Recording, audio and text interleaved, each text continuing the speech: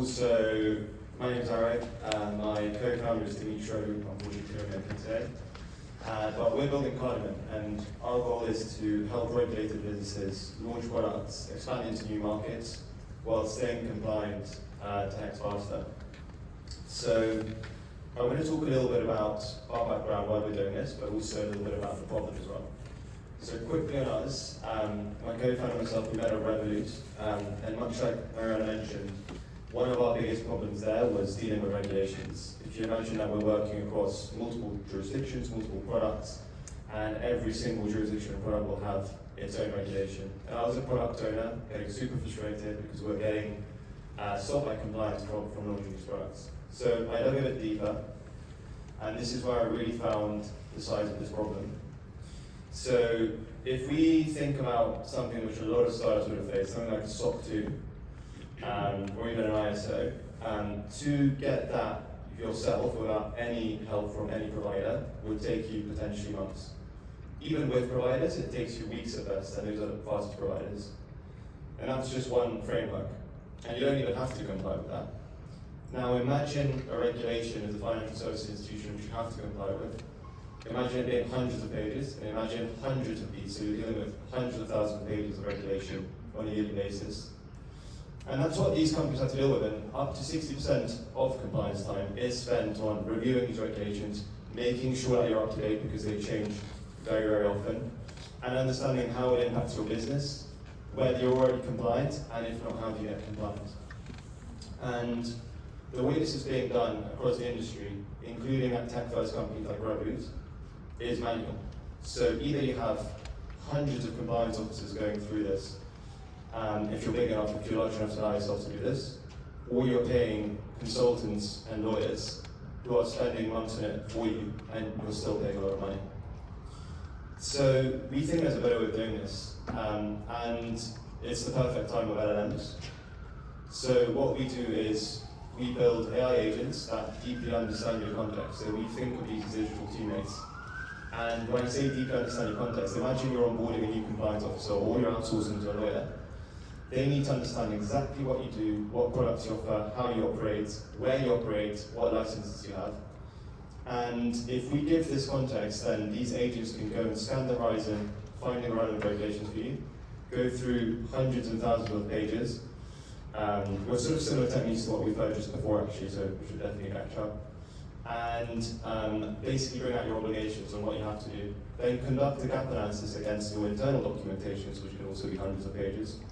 Find the gaps and remediate those gaps. And this can speed up regulatory compliance by up to 95%. But this number is not a random number, this is not theory, this is actually what's happening right now with our customers. And we're being trusted by some of the largest global institutions who are regulated. And I've put some of these up because they're B2C, and I just want to put that out there that they're trusting us to run their regulatory compliance for these sort of customers, essentially. And so what I'm going to do now is I'm going to show you how, a real example, which we've anonymized, how we've saved one company roughly 4 weeks of work just on one regulation, and I'm going to try to do that in 3 minutes. So I'm going to speak even faster. Apologies for that. All right. Let's see if this works. Cool. So what's happening is we've got an email from our agent, Henrik, that something's changed. And we're going to go and see the finding of what regulation has changed. So here we can see a summary of the regulation, what it is when it's arrived, how it affects you, and also importantly, what the impact is on your specific entity and what the urgency is. We can also see some key points and also affected products, regulations, and impacted areas. But I want to know what I need to do. So we actually recommend actions, and unfortunately for us, we need to map the regulation, conduct a gap analysis.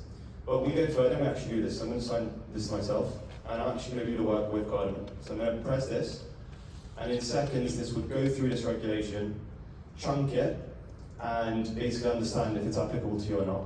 And so you can see here that we've done that on the left. We've copied out every single line of this regulation, and I think it's a couple hundred pages. We've then assessed the applicability. So on the top, you can see the applicability is 89%. We're now going to figure out our obligations. So we've got 40 applicable obligations. And we can see the reasoning. So every decision has reasoning behind it. So this is why it's applicable to you. This is why it's high impact. and this is why it's an obligation. So everything has sort of auditability. Now let's see how compliant we are. So 63% and 88% with control and policy coverage. And what we do, these grey pills are actual policies that this company has given us, and we've mapped it against the obligation. And you can see we go very granular. What happens if there's a gap? These blue pills, we generate these blue pills in your control and policy language to essentially fill that gap. So I'm going to assign this to Enric, and he can review this and understand whether he wants to take this into the company or not. Okay, so there seems to be quite a lot of control gaps. And you can see that we've actually generated for this company all of these controls to fill those gaps for them.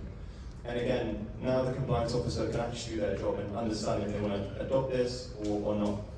So again, you can manage your compliance through us, so you can essentially assign these to yourselves, and that will then be, you'll be notified by email or Slack.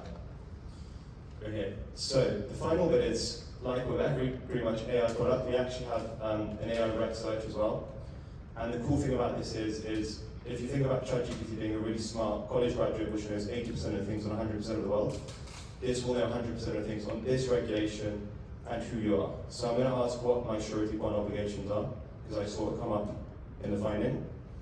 And it will go through every single line, bring out the obligation, and tell you where it's coming from. So it references everything, which is why the hallucination rates are almost zero.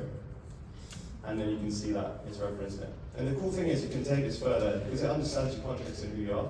You can ask quite vague questions, and it will give you pretty good answers. So I'm going to say what is the maximum limit. And it will know that we're talking still about surety bond, and in context of you as your company. That's sort of a very quick overview of how we save this particular company about 3 weeks of work. And this is just one state. So for this company, we actually have all 50 states, and that's just the US. They also have 20 other jurisdictions. So you can see how this really adds up over time, especially for some of the large organizations. I'm going to pause there and stop talking. Let me know if there are any questions at all. Yes? What compliance frameworks do you support right now? Do you go to FedRAMP, NIST, ISO? Yeah, so we do all of those, but I would say if you want to specifically focus on cybersecurity, there are providers who just do that, and they will be better than us. If you want to, any financial regulation, healthcare regulation, crypto regulation, okay, we do all of those across the globe. I got you. Thank you. Thank you very much.